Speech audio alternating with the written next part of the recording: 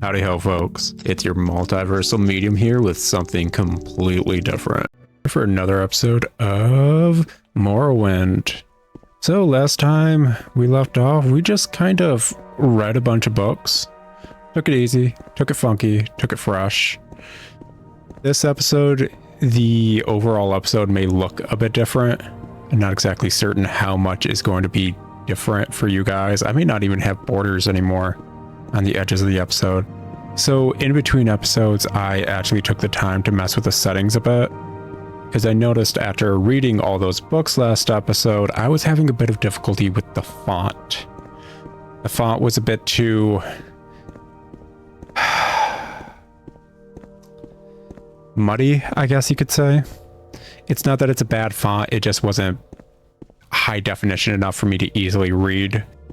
So I took the time to mess with the font and a few of the other settings in the game just to make the picture a bit clearer. I made the GUI a bit larger, not massively, just like 1.25 times as big.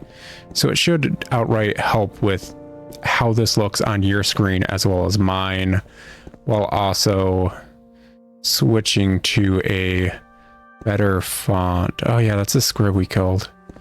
I should probably just dispose of that. Oh, it's a diseased one. Ew, gross. Oy vey. Ugh. I can go into that, I guess. I briefly mentioned it a few episodes ago when we were dealing with the, I believe, corpse stalkers. And I mentioned they could give you diseases. So besides the undead that would usually give you diseases like that, there are diseased variants of various enemies you may fight that just have a chance of giving you a disease. It is genuinely unpleasant.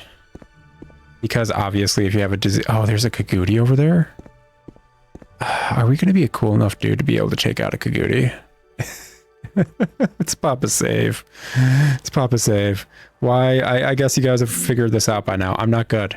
So I'm going to call this save I'm not cool. There we go. So if we do accidentally pull this thing. Yeah, I love the designs for Kagudis and Guar. Yeah. I suppose worst case scenario, I could just pull it over to Fort Moonmoth over yonder.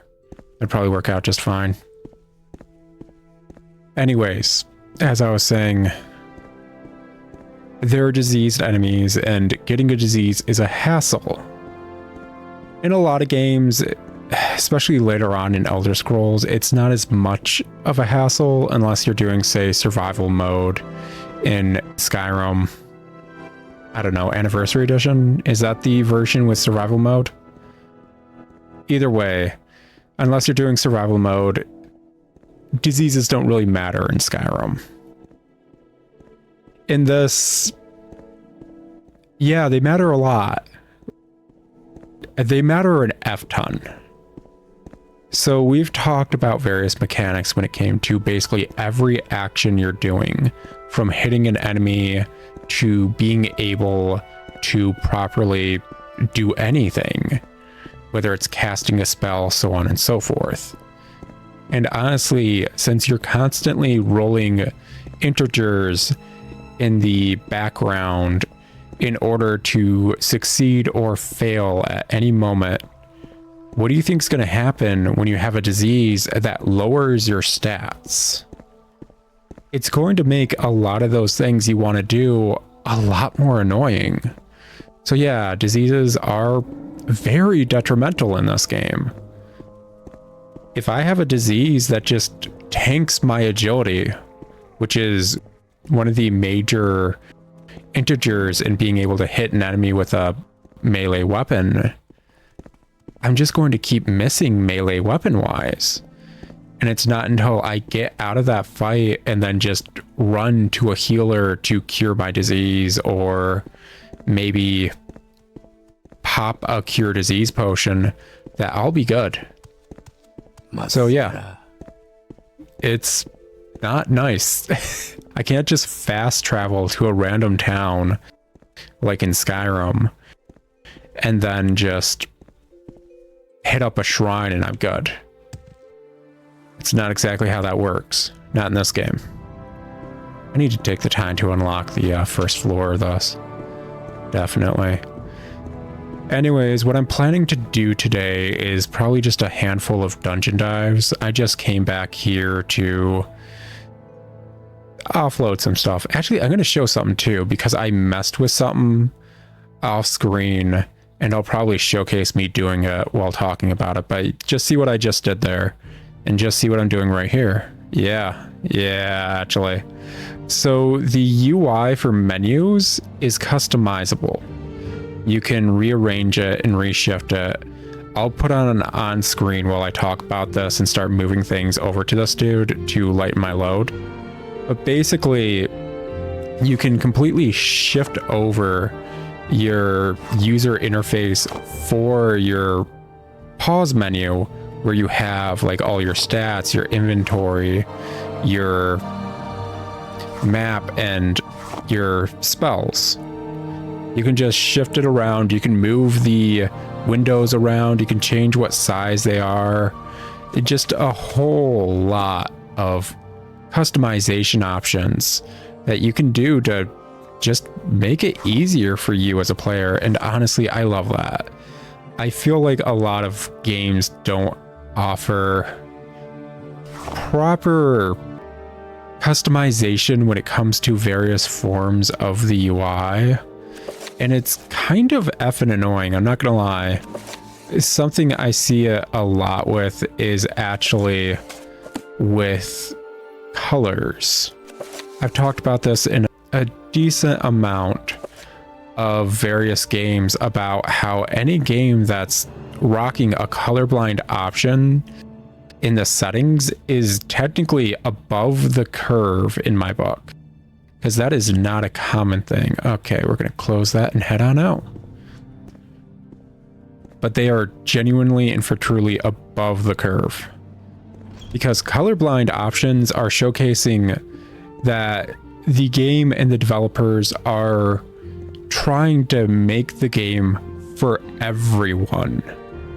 There's a lot of talk about inclusivity in games, both good and bad. I know Dragon Age Veilguard got a lot, and I mean a lot of crap for the inclusivity for inclusivity's sake, from what I hear. I haven't played Veilguard. I can't honestly know. The two people I know who have played it enjoyed it, but they are gameplay oriented individuals and do not care about story or any of that. Why walk when you can ride? So this is the local Silt Strider dude, and we're just actually going to use him to go all the way back to Sidenine for 15 gold. Why? Because, well, we're dungeon diving today. Ooh, got some rain. Where would you like to go? Anyways, the only thing I saw was from one of my friends, one of the two who liked it, playing it, and I only had one gripe from what I saw because I hadn't seen much. And that was one of the romanceable characters was, I believe, a Grey Warden elf. And I'm not upset with the fact that this is going to sound bad. Let me follow through with this, please. I know it's going to sound bad. Let me follow through. So he's a black elf. I don't dislike that. My issue is how they portrayed him as a black elf.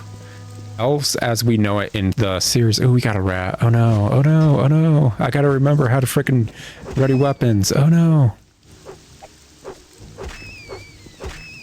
Yeah, get this boy. We're doing a heck of a lot better with our stats and stuff and being able to hit now. I say as I keep messing. I should note something when it comes to hitting enemies and swinging and doing attacks and stuff. There's an option to skip the differences in attacks. I'll actually pull that up right now. So in the options menu, I want to say, oh gosh, is it in controls? It might be, I can't remember exactly. There is a option to always use the best attack.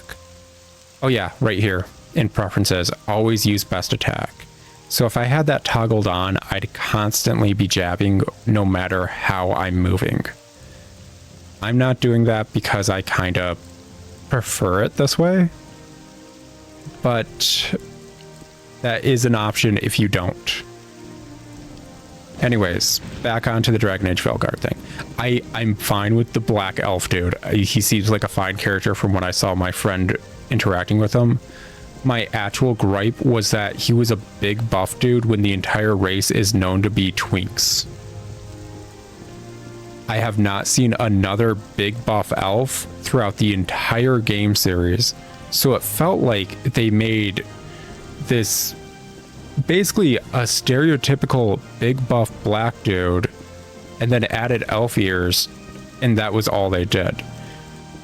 As opposed to making a black elf, which I feel like should look different in the setting. I'm fine with them being in the setting in the game. I feel like they didn't try. That it was the only gripe I have for the game because I haven't interacted with it. And if you guys have played the game and interacted with it more, because I only saw a brief moment of gameplay, and from what I remembered of the earlier games I'd played, it felt wrong. But if you guys are like, no, it's perfectly valid and set in setting, please let me know. Feel free. I'm 100% willing to be wrong. I think we're getting attacked by multiple things here, but we got to take this dude out. We got to focus him down. It's a lot like D&D. You got to focus down what the heck's in front of you. The quicker you take down one thing, the more you can focus on the other things. Okay, we're out of fatigue. We're actually going to take a moment. Maybe even loot this dude. Take all. And dispose. Yeah. Okay, so as I'm waiting for this dude to not kill me as my fatigue regenerates. Inclusivity in games. I know a lot of companies have been getting flack for how they're handling inclusivity, like Veilguard. But things like colorblind options are actually a showcase of good inclusivity in games. I know several people who are colorblind. My best friend who I was talking about playing Veilguard is red-green colorblind, the most common. So having a game that offers red-green colorblind options is nice.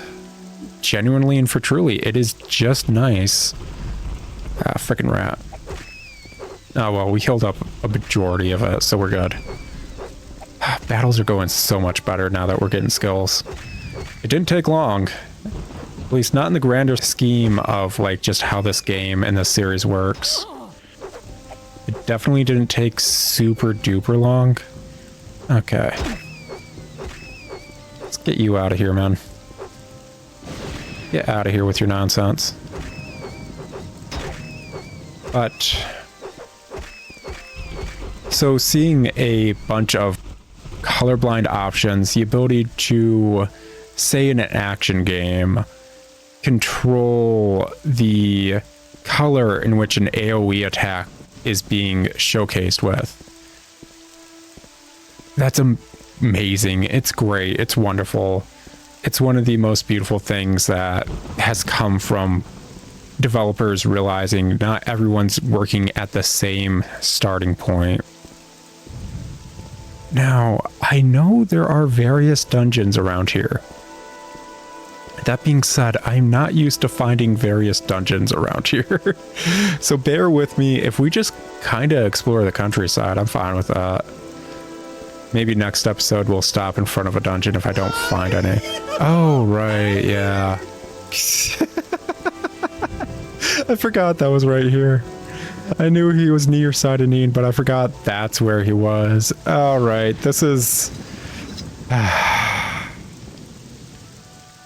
Love this dude. Is that just... Is his book just massive because I messed with the settings? Because that looks like a massive book right there. Okay, this is Tarhiel, so we're going to loot him first. Colovian fur helmet. Amazing. Love it. Perfect meme material. Extravagant robe. Wow. Awesome. Fancy. Cool. Extravagant shoes. Ooh. Well done. Well done. Iron spark sword. Wow. How fancy. Scroll of Icarian flight. So this is how you speedrun this game. So the item fortifies your acrobatics by 1,000 points for 7 seconds. What that equates to is jumping super far or super high. But there's an issue. It lasts 7 seconds. And with the acrobatics of 1,000, you don't go back to the ground during those 7 seconds, as we just saw with this dude. He died because he hit the ground after those 7 seconds were up. So, what do you do to stop from taking damage when you're using those scrolls? Well, having 1 point of slow fall means you negate all fall damage. The higher points of slow fall you may get via a spell or an enchantment make you fall slower. So if I had 20 points of slow fall, after jumping or falling down off a ledge, I'd fall very slowly. Obviously, that's the entire point. Having 1 point of slow fall either casted on me or as an enchantment, it's a very easy enchantment to do because it's only 1 point, means you will still fall at the same rate / speed, but not take any damage. Anyways, let's read his journal real quick. I believe I may have found the correct formula for the spell I am developing. With it, I will be able to travel great distances without the need to pay others for the service. If all goes well, I will test out the new spell tomorrow. I believe I have worked out all the possible complications. It will allow me to leap great distances, covering many hundreds of miles. Never before has one been able to travel in this manner. Vaulting from the ground, sailing through the sky, all without that terrible disorientation of a spell of flying. The time is almost upon me. My research is finished, and all of my calculations are checked and rechecked. They laughed at me when I suggested this. We'll see who laughs after I leap to the top of their towers and scream out my success. Yeah, didn't work out for you, did it, buddy? Anyways, as you may have also noticed via the name of the spell, Icarian Flight, based on Icarus, the Greek myth of flying too close to the sun and falling because of it. So yeah, didn't exactly work out well for him. So I know there are dungeons around here. It's just been forever, and that's honestly kind of the fun bit. It's been forever. I don't remember where anything is. It's rainy. We're just kind of exploring. I'm pretty certain just somewhere in the cliff faces. We might find some places we can go. But we also have some enemies we can take out. Heck, depending on how long this takes, I may have to go back to town and... Well, besides... Oh, that wasn't correct. That's not correct either. That's not correct. Wait, no, what is the button? Actually, wait, yeah, hold up. Why is that happening? I should not have a button specifically for just opening books. There we go. Well, actually, no, that's not where we go. Why is that? How did that happen? There we go. Okay, we back in there. Freaking gonna have to cut all that out. Oh my goodness. I don't know why my freaking UI and items I'm setting for various things keeps glitching out and stopping working for some reason. I don't know why, but it is what it is. Yeah, for some reason, some of my buttons are getting switched around. Whatever. It is what it is.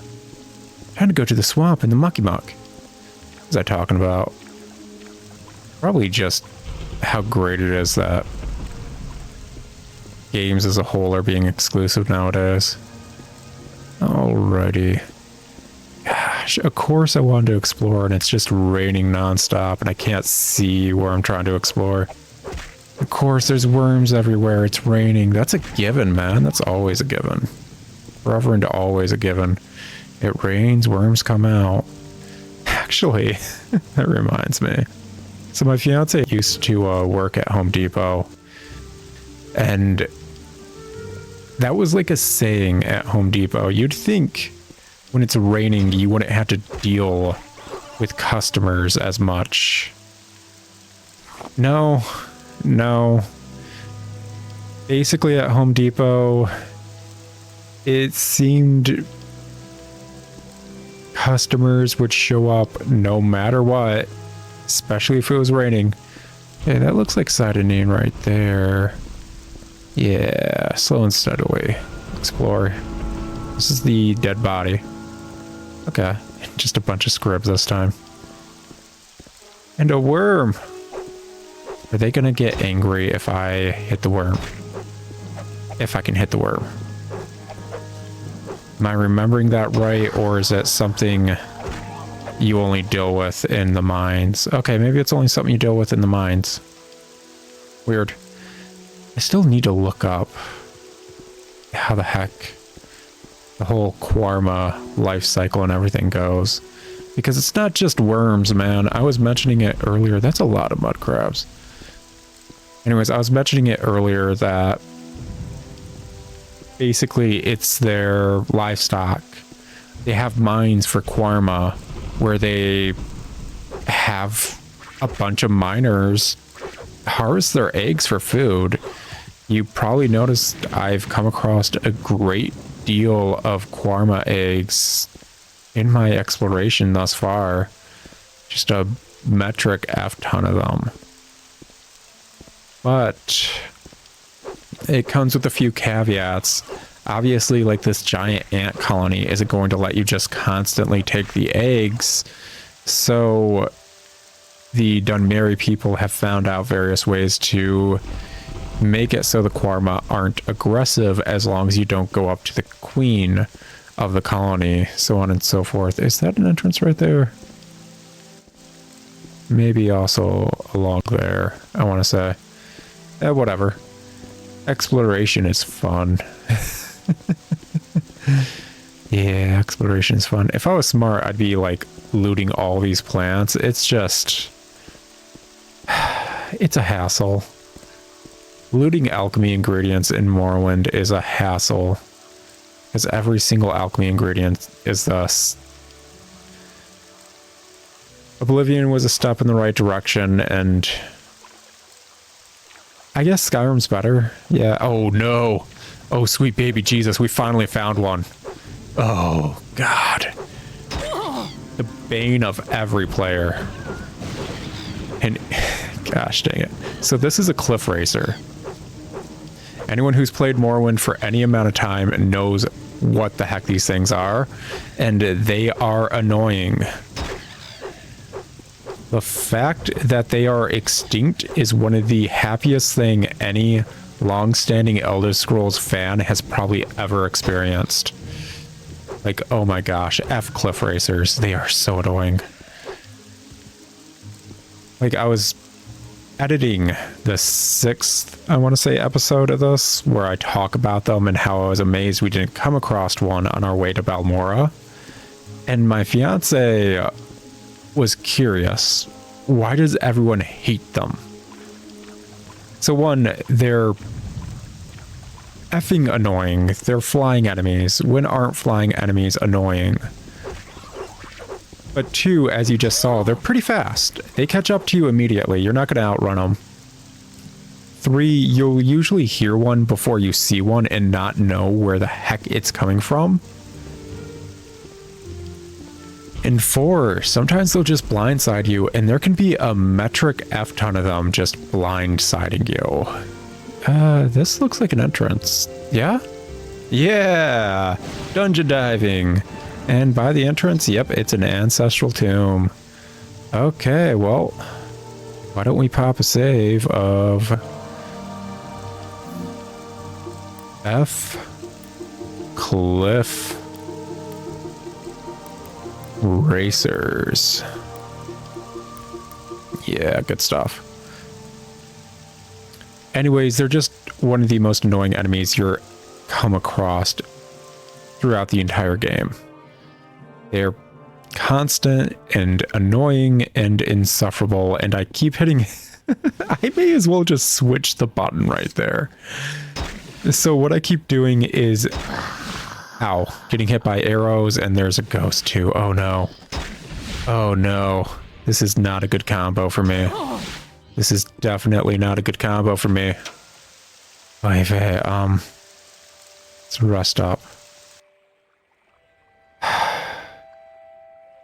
How do we want to do this? Okay, Ghost is right there. I'm curious with Ghost blocking me if I can actually do a bit of damage. Which do I have better stats in? Short Blade's 5, so I guess I would have a better chance with Long Blade. I don't know if I'm going to have a better chance of hitting them with Long Blade as opposed to the axe, but... Let's give it a shot. Let's give it a shot. Ooh. Yeah. This ain't gonna go well. How the heck do I want to do this? If I could take out the skeleton, I think I'd be set. Because I think a majority of the ghost nonsense is what I was... Oh, wait. A freaking cliff racer. This is what I was talking about. Freaking insufferable through and through. Oh my effing goodness. So effing annoying. Okay, if I can take out the skeleton, we're good. I could still just punch the ghost. Oh, what's up, Scrib? Yeah, I always find it weird when these dudes interrupt your sleep because they're not aggressive to you until you hit them. So, them just being there feels a bit odd. And it's like, yeah, you, it's one of those days, isn't it? Hey, at least we can kind of more consistently hit him. Yeah. Yeah, we can more consistently hit this dude. In fact, if I really tried, I suppose I might even be able to kill him. Are we actually going to kill this dude at what, level 3? Yeah, this is going mostly well. It's going to get worse here in a second, so I may as well stop. Try to get some fatigue back. How are we doing on that stuff? We're good on endurance, actually.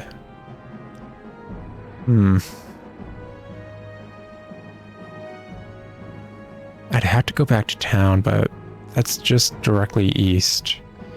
And I could get a level up by trying to just raise my sneak for a while. Which shouldn't be super hard. I think we showcased we can sneak around that one dude in the Sense and Excise office where we got the warehouse key. We should be able to sneak around him, and then since we'd be sneaking near a dude, we'd just be able to get this and get an agility bonus next level to help out a lot. But that all depends on whether or not we're able to make it there. Yeah. Stop your nonsense. Stop your nonsense. I really think this frickin' anything should have started more along, gosh, what, level 5-ish to 10-ish for this DLC. I don't know what level for Blood Moon, because I know Blood Moon's like the second DLC and probably even more endgame than Tribunal is, but yeah. So, as you can kind of tell, this dude is Dark Brotherhood. Yeah, surprised he's a Dark Elf too. I suppose we're gonna have to make our way to town. as we're attacked by a freaking cliff racer. I swear to Christ. I told you guys. We're not going to die to the assassin this time. We're going to die to a cliff racer. Frickin' I can't wait for frickin' Jub to make all these dudes extinct. Oh my gosh, I hate them so effing much. Ay vey. Frickin' bane of mine and countless others' existences. Are we gonna be good enough just to run? Yeah, let's just make a run for it. There's slaughterfish in the waters. There's crabs on the shores, and there's a cliff racer following me that I won't be able to outrun. But I might just make it into town and be good and have the guards take care of everything. I can see it in the distance. I can see it. Ay vey. But yeah, cliff racers. I'm probably being attacked by a slaughterfish right now. We might not make it. We might not. We finally killed that Dark Brotherhood assassin, and we're going to die by a bunch of trash mobs, which is par for the course for this game. It really is. So par for the course.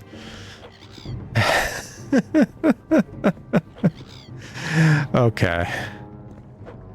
Let's see here. Am I gonna make it? Am I?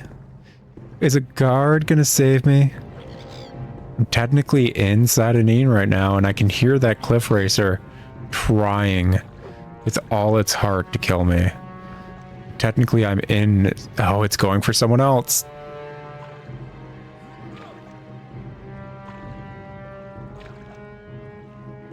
Go, guard, go. Yeah. That's good. That's the good. Finally, a dead cliff racer. The only type of good cliff racer. Gosh dang, man. Ugh. Just ugh. So, I guess I'm going to go juice my sneak. Yes, Outlander? About 10 levels. That should make it so we can get a level up, have it be pure agility, which will make it so it's easier for us to hit enemies, which is always more helpful. And I'll talk to you guys later after doing such.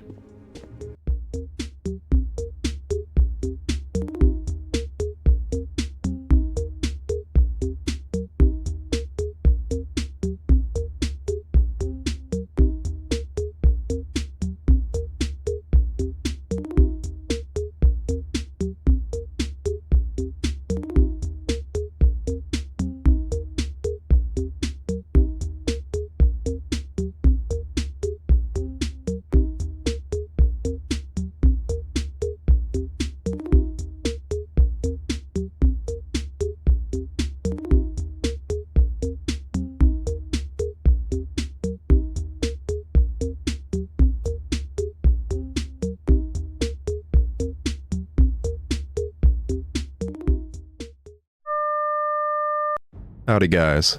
As you can tell, this episode is a good bit shorter than the usual Morrowind nonsense and ends rather abruptly. That's because this is right around the time my graphics card went kaput, and this is all I have of Morrowind right now. If you don't know what I mean and what I'm talking about, I went over this in my little update video that I'll link at the end of this video as well as down below. But basically, I cannot record any new video as of now due to computer issues. So, sadly, this is it for Morrowind for the time being. I do intend to get back to this after I can record again, so hopefully if you're enjoying this series, you'll see new episodes of it soon. I just felt like I needed to put an extra tidbit of why you might not on this video since, well, Morrowind has been getting a decent amount of views here and there compared to my other stuff I have going on the channel. Once more, if you want a more in-depth rundown of what's going on, there's a video link directly after this, as well as down below that goes over it all. I hope to have more videos for you all sooner, and hopefully I'll see y'all back in Tamriel and Morrowind specifically soonish. It's been fun, guys, and ciao. Howdy, folks. If you liked what you saw, maybe consider another series of mine, like this one, or maybe just check out my channel. And if you enjoyed that video, I'd really appreciate if you took the time to like and comment down below. It helps me get more videos into your hands. Thanks in advance.